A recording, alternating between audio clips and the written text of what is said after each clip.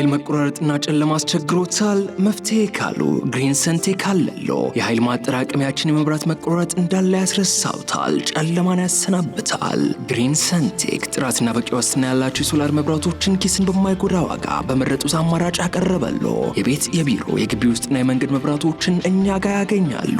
ምን ይሄ ብቻ! ጀነሬተርን የሚተካ በፀሐይ ኃይልና በኤሌክትሪክ ቻርጅ የሚደረግ ወይንም በሁለቱም መስራት የሚችል ድምፅ አልባና አየር ብክለት የሌለው ሶላር ጀነሬተር በፈለጉት ዋት እንካችሁ ብለዋል። ምርቶቻችን የ5 ዓመት ዋስትና ያላቸው ሲሆን በሚፈልጉት የፍጆታ መጠን ለመኖሪያ ቤቶች፣ ለሆቴሎች፣ ለባንኮች፣ ለአስጎብኚ ድርጅቶች፣ ለሆስፒታሎች፣ ለቢሮ፣ ለኢንተርኔት ካፌ፣ ለህትመት ቤቶች፣ ለቴሌኮም ሴክተር፣ ለኤሌክትሪክ መኪና አስመጪዎች፣ ለሲኒማ ቤቶችና ለሌሎችም።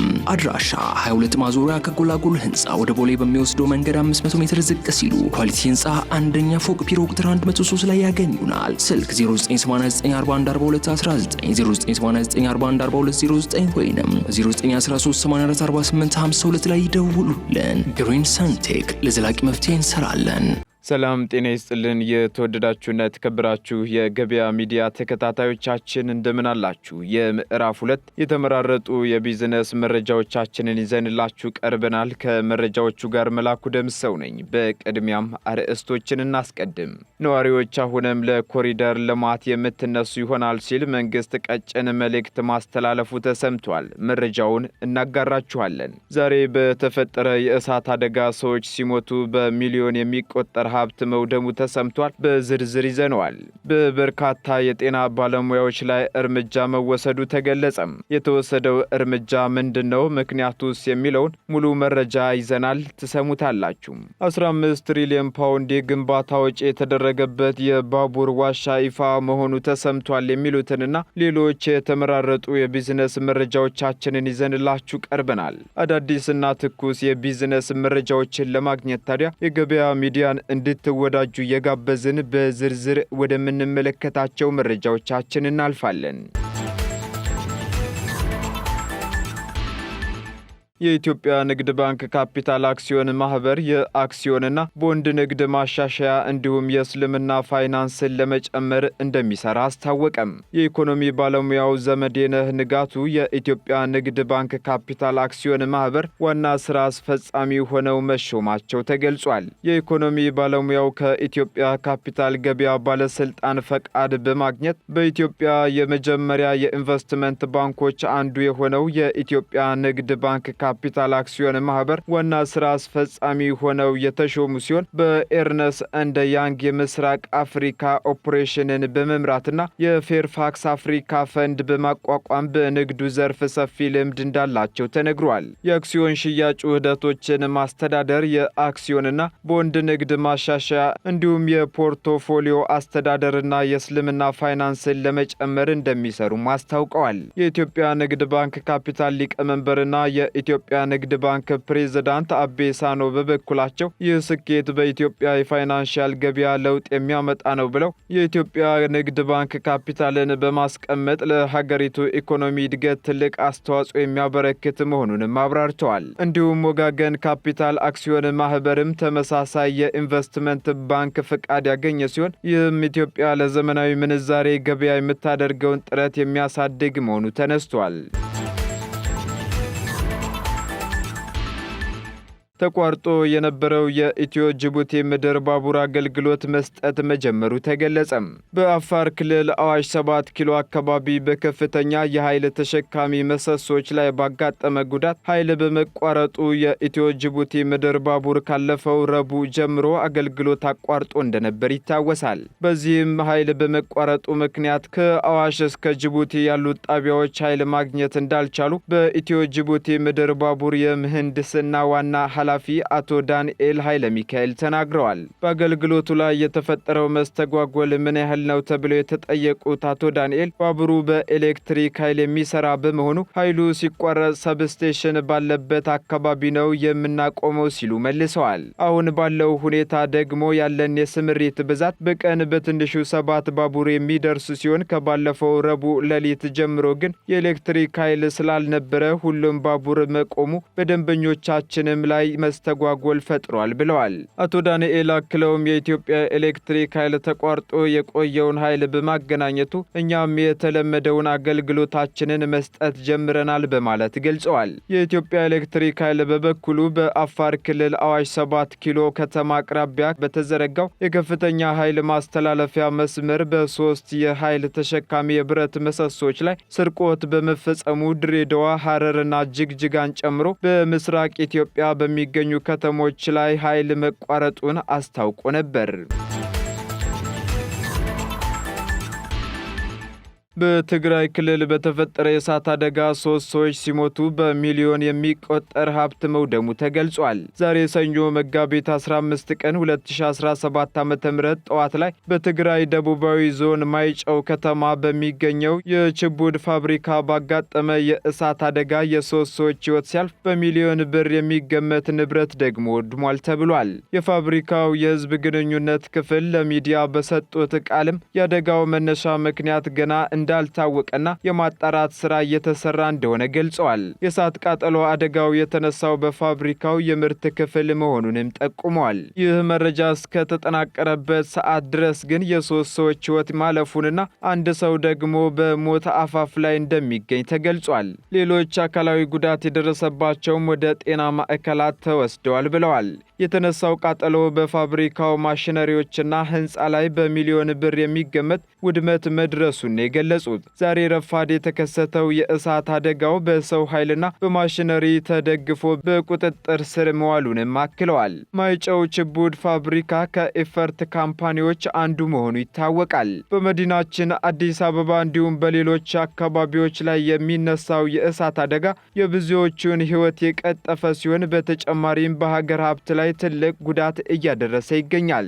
በፋብሪካዎች፣ በመኖሪያ ቤት፣ በሱቆች፣ በማደያዎች እንዲሁም በተለያዩ የሥራ እንቅስቃሴዎች ባሉበት ቦታ ላይ ሰዎች የእሳት አደጋ እንዳይነሳ ጥንቃቄ ማድረግ እንዳለባቸውም እንጠይቃለን። በሕክምና ስህተት ምክንያት ህሙማንን ለሞትና ለከፋ አደጋ ከዚያም አልፎ ለተለያዩ በሽታዎች ያጋለጡ 41 የጤና ባለሙያዎች ላይ እርምጃ መወሰዱ ተገለጸም። በቸልተኝነት የሕክምና ስህተት የፈጸሙ 41 የጤና ባለሙያዎች የሙያ ፈቃዳቸው መሰረዙ ተገልጿል።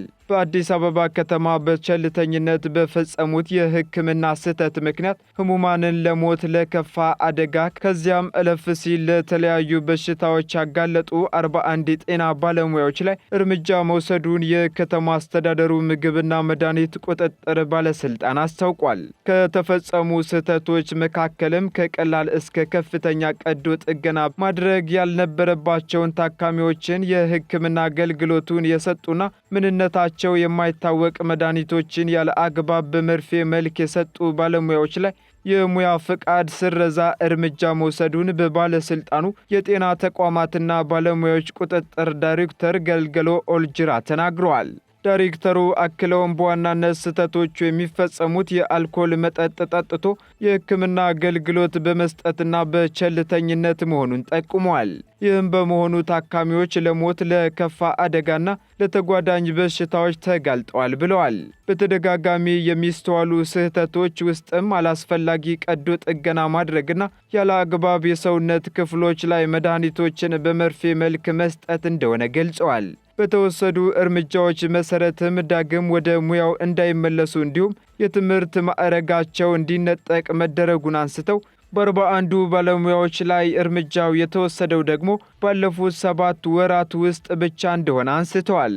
የችግሩ ገፈት ቀማሾች ለባለስልጣኑ ቅሬታዎችን ካቀረቡ ወዲህ በተለያዩ የሕክምና ሙያ ዘርፎች አማካኝነት በተውጣጡ ባለሙያዎች ግምገማ ከተደረገ በኋላ እርምጃዎች ተወስደዋል ሲሉም አብራርተዋል። ዳይሬክተሩ አያይዘውም በከተማዋ የችግሩን መንሰራፋት ከአቤቶታ አቅራቢዎች በመረዳት በተለየ መልኩ መሰል እርምጃዎችና የቁጥጥር ስራዎች ተጠናክረው እንደሚቀጥሉም ገልጸዋል። ባለሙያዎችም የሙያ ስነ ምግባራቸውን እንዲያከብሩና ነዋሪዎችም መሰል ድርጊቶችን ሲመለከቱ ጥቆማዎችን በመስጠት የበኩላቸውን አስተዋጽኦ እንዲወጡ ጥሪ አቀርበዋል። የኮሪደር ተነሺዎች ወይም የልማት ተነሺዎች በሰላም መንገድ ለልማት ምክንያት የምትነሱ ይሆናል ሲል መንግስት አሳሰበም። በጉዳዩ ዙሪያ የአዲስ አበባ ከተማ አስተዳደር ከንቲባ ጽሕፈት ቤት ኃላፊ አቶ ጥላሁን ወርቁ በሰላም መንገድ ለልማት ፕሮጀክት ምክንያት የልማት ተነሺ የሆኑ የቂርቆስ ወረዳ 01 ነዋሪዎችን አወያይተዋል። በውይይቱም ከከንቲባ ጽሕፈት ቤት ኃላፊው በተጨማሪ የክፍለ ከተማው ብልጽግና ፓርቲ ጽሕፈት ቤት ኃላፊ አቶ አደፍርስ ኮራ የተገኙ ሲሆን የውይይቱ ዋና ዓላማ ከኡራኤል ወሎ ሰፈር አደባባይ ድረስ ያለውን አዲሱን የሰላም መንገድ በዘመናዊ መልኩ ለማልማት አስፈላጊ ሆኖ በመገኘቱ ነው ተብሏል።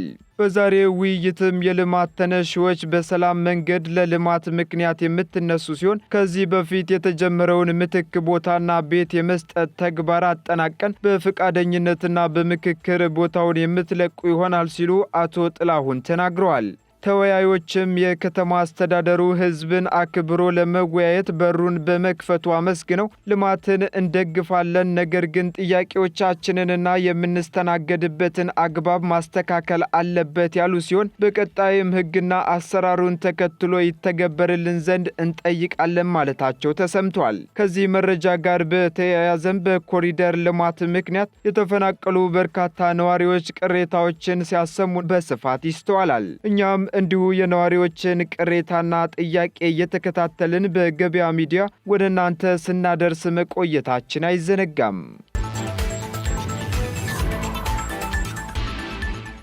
በ15 ትሪሊዮን ፓውንድ የግንባታ ወጪ ከለንደን ከተማ በአንድ ሰዓት ውስጥ ኒውዮርክ ከተማ ለመድረስ ያስችላል የተባለ የባቡር ዋሻ ይፋ መሆኑ ተሰምቷል። ከለንደን ከተማ በአንድ ሰዓት ውስጥ ኒውዮርክ ከተማ ለመድረስ ያስችላል የተባለው የባቡር ዋሻ በ15 ትሪሊዮን ፓውንድ ለመገንባት ከአንድ ዓመት በፊት ነበር ንድፈ ሐሳቡ ይፋ የሆነው ተብሏል። ጉዳዩ ህልም ቢመስልም እነዚህን ከ4820 ኪሎ ሜትር በላይ ርቀት ያላቸውን ሁለቱን ከተሞች የሚያገናኝ ትራንስአትላንቲክ የተባለ የባቡር ዋሻውን ለመገንባት የቀረበው ንድፈ ሐሳብ ተስፋ ሰጪ መሆኑ ነው የተገለጸው። ይህ ግዙፍ ፕሮጀክት እውን የሚሆን ከሆነ የለንደን ከተማ ነዋሪዎች በቀላሉ ባቡር በመሳፈር በአንድ ሰዓት ውስጥ ብቻ ኒውዮርክ ከተማ ሊደርሱ ይችላሉ ተብሏል።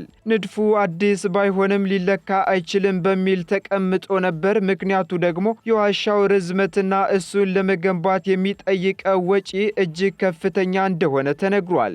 የዓለማችን ቁጥር 1 ቢሊዮነር የሆነው ኤለን መስክም ለዚህ ጉዳይ በኤክስ ገጹ እንዳሰፈረው ከሆነ ዘ ቦሪንግ ካምፓኒ የተባለው ድርጅቱ አሁን ዋሻውን ለመገንባት ከሚጠይቀው ዋጋ 1000 እጥፍ ባነሰ ዋጋ ሊሰራውና ማጠናቀቅ እንደሚችልም ገልጿል ተብሏል። ምንም እንኳ የሚጠይቀው ዋጋ ከፍተኛ ቢሆንም ንድፈ ሐሳቡ ግን በስተመጨረሻ እውን ሊሆን እንደሚችል የቅርብ ጊዜ ቴክኖሎጂ እድገቶች አመላካች መሆናቸው ተገልጿል። ለዚህ ፕሮጀክት የታቀዱት ባቡሮች ፍጥነት ሰዓትም ከ4800 ኪሎ ሜትር በላይ መጓዝ የሚችሉ ሊሆን እንደሚችሉም ነው የተጠበቀው። ይህም ፍጥነቱን የሚገድብ ምንም የአየር ግፊት ከሌለ ማለት ነው ሲል ሜትሮ ዘግቧል። የተወደዳችሁና የተከበራችሁ የገበያ ሚዲያ ተከታታዮቻችን ለምዕራፍ 2 ያዝንላችሁ የቢዝነስ መረጃዎቻችን እነዚህን ይመስሉ ነበር። አዳዲስና ትኩስ የቢዝነስ መረጃዎችን ለማግኘት ታዲያ የገበያ ሚዲያን እንድትወዳጁ የሁልጊዜ ግብዣችን ነው። መልካም ጊዜን ተመኘን። የኃይል መቆራረጥና ጨለማ አስቸግሮታል? መፍትሄ ካሉ ግሪን ሰንቴክ አለሎ። የኃይል ማጠራቀሚያችን የመብራት መቆራረጥ እንዳለ ያስረሳውታል፣ ጨለማን ያሰናብታል። ግሪን ሰንቴክ ጥራትና በቂ ዋስትና ያላቸው የሶላር መብራቶችን ኪስን በማይጎዳ ዋጋ በመረጡት አማራጭ አቀረበሎ። የቤት የቢሮ የግቢ ውስጥና የመንገድ መብራቶችን እኛ ጋር ያገኛሉ። ምን ይሄ ብቻ! ጀነሬተርን የሚተካ በፀሐይ ኃይልና በኤሌክትሪክ ቻርጅ የሚደረግ ወይንም በሁለቱም መስራት የሚችል ድምፅ አልባና አየር ብክለት የሌለው ሶላር ጀነሬተር በፈለጉት ዋትንካችሁ ብለዋል። ምርቶቻችን የ5 ዓመት ዋስትና ያላቸው ሲሆን በሚፈልጉት የፍጆታ መጠን ለመኖሪያ ቤቶች፣ ለሆቴሎች፣ ለባንኮች፣ ለአስጎብኚ ድርጅቶች፣ ለሆስፒታሎች፣ ለቢሮ፣ ለኢንተርኔት ካፌ፣ ለህትመት ቤቶች፣ ለቴሌኮም ሴክተር፣ ለኤሌክትሪክ መኪና አስመጪዎች፣ ለሲኒማ ቤቶችና ለሌሎችም።